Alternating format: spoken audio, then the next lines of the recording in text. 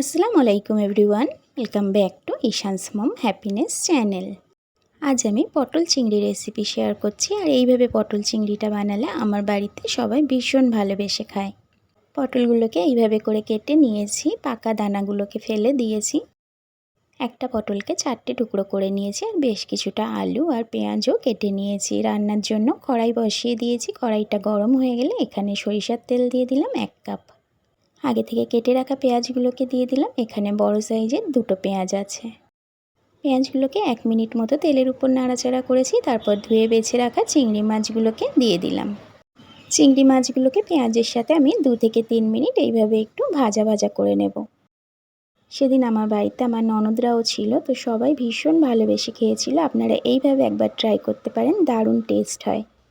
1 teaspoon আদা রসুনের paste দিয়ে দিলাম। আদা রসুনের পেস্টটা দিয়েও খুব ভালোভাবে এইভাবে করে একটু নাড়াচাড়া করে নেব। আর এইভাবে রান্না করলে পটল আলু আগে থেকে ভাজার কোনো ঝামেলা নেই, কিন্তু খেতে দুর্দান্ত টেস্ট হয়।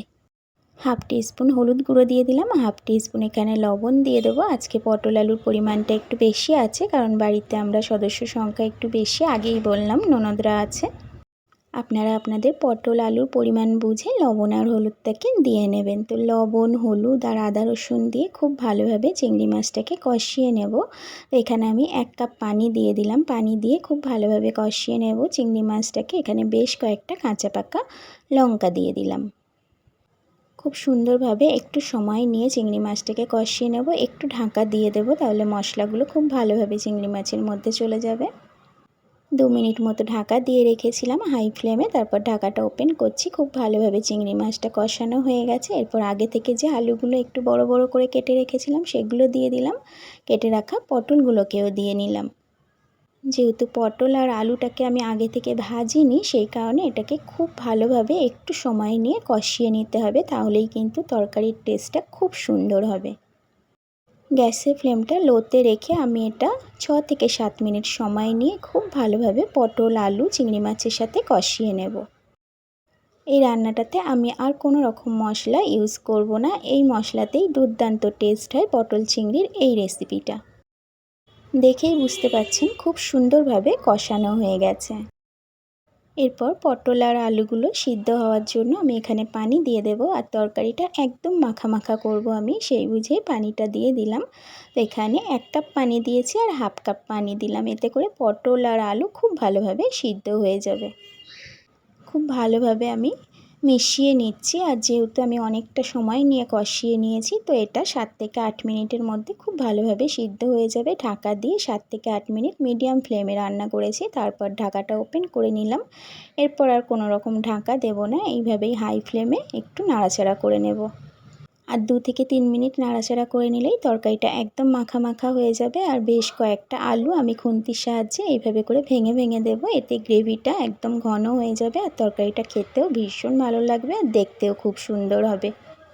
খুন্তির সাহায্যে বেশ কয়েকটা আলুকে আমি ভেঙে ভেঙে দিয়েছি। তো এই যে রান্নাটা একদম কমপ্লিট হয়ে গেছে, একদম শেষের দিকে আর 1 মিনিট মতো রান্না করে আমি গ্যাসের ফ্লেমটাকে অফ করে দেব। পটলের আরও অনেক রেসিপি আমার চ্যানেলে দেওয়া আছে, আপনারা দেখতে চাইলে আমার চ্যানেলটাকে ভিজিট করতে পারেন। আর আমি এন্ড স্ক্রিনেও দিয়ে দেবো, ওখানে ক্লিক করে নিলেও আমার চ্যানেলে পটলের রেসিপিগুলো আপনারা দেখে নিতে পারবেন। আজকের রেসিপি কেমন লাগলো অবশ্যই একটা কমেন্টের মাধ্যমে জানাতে পারেন। গ্যাসের ফ্লেম অফ করে দিয়েছি, 2 মিনিট রেস্টে রাখবো, তারপর আমি সার্ভ করে নেব। এরকম ধরনের সহজ সাধারণ রেসিপিগুলো দেখতে আমার চ্যানেলটাকে সাবস্ক্রাইব করে রেখে পাশে থাকা বেল আইকনটা প্রেস করে রাখতে পারেন। এতে করে যখনই আমি নতুন ভিডিও আপলোড করব আপনার কাছে সাথে সাথে নোটিফিকেশান পৌঁছে যাবে।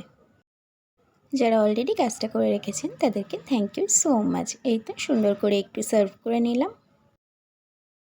রেসিপি ভালো লাগলে বাড়িতে অবশ্যই একদিন ট্রাই করবেন। বন্ধু পরিবারের মধ্যে শেয়ারও করতে পারেন আমার রেসিপিটি। আবারও দেখা হবে নতুন কোনো ভিডিওতে নতুন কোনো রেসিপির সাথে। Thank you so much for watching my video. Allah bless all of you.